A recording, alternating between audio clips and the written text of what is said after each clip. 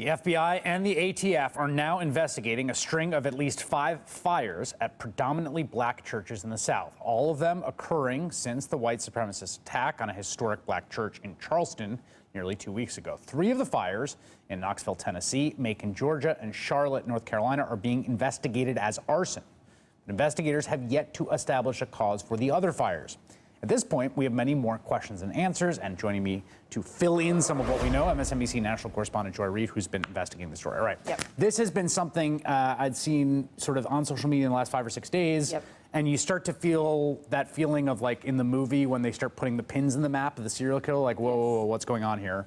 But also, the South is big, there are tons of churches, and fires happen a lot. So what do we know right now? Yeah, who is burning black churches is now a hashtag that is all over the place and trending, and people are putting these together in their minds because of the time proximity. So you have the attack on that South Carolina church on the 17th of June. Charleston, yeah. In right. Charleston. Then on the 21st of June, you have the first of these church fires that takes place in Knoxville, Tennessee. And that is one of the 3 that's being investigated as an arson. Then 2 days later, you have a second fire, this one in Macon, Georgia, in which I believe $250,000 worth of damage has been done. The church is almost completely totaled. Then the next day, you have yet another fire. This one is in Charlotte, North Carolina. That takes place. 2 days after that, on the 26th, you then have a 4th fire at a Baptist church in Warrenville, South Carolina. And then shortly thereafter, there are 2 more, one in Gibson City, Tennessee, and one in Tallahassee. Now, here's the caveat when you walk it back. I did email with the FBI spokesman today. Right now, the Bureau of Alcohol, Tobacco, and Firearms is investigating each of these fires individually. They don't have anything right now to tie them together other than the obvious proximity. They're all in the South. But if you go through and look, they're all different in terms of denomination. The first church was a Seventh-day Adventist church that burned. The second church is a Church of Christ church. Then you have a Baptist church and another Baptist church. So denominationally, they're not similar. The churches aren't necessarily tied in any way that's obvious,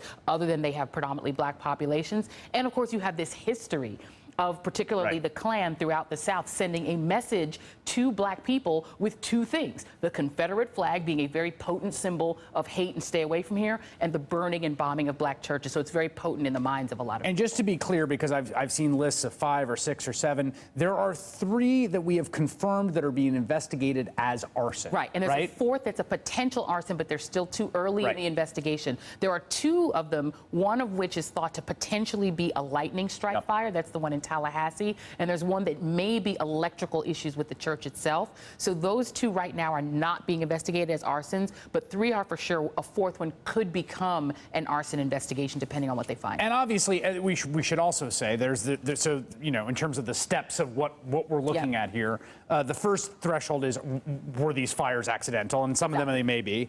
Others are being investigated arson, even if they are found to be arson definitively, right? Then there's a question of what is the motivation, and we can imagine there could be a lot of motivations that are not a white supremacist terror essentially being waged against these congregations. Now, presumably, that's something the ATF and FBI are going to be looking into? They're going to look at it. I don't know if you'll recall, not long ago in Colorado, there was an NAACP incident where the building was shared by a tax office that turned out to be the actual target. So the federal government, the feds... And that's a good cautionary tale, because when you hear explosion, a sort of unexploded, improvised explosive device happened outside the building in NAACP, and there was federal investigators were worried about this could be that. It proved to be a different target. And federal authorities are very, very notoriously cautious. And then we were just saying in the break, I was thinking of the fire that's still under investigation as a potential arson of Michael Brown Sr.'s church, and that took place in Ferguson, Missouri. And of course, Missouri is known to have at least 4 very large active Ku Klux Klan organizations.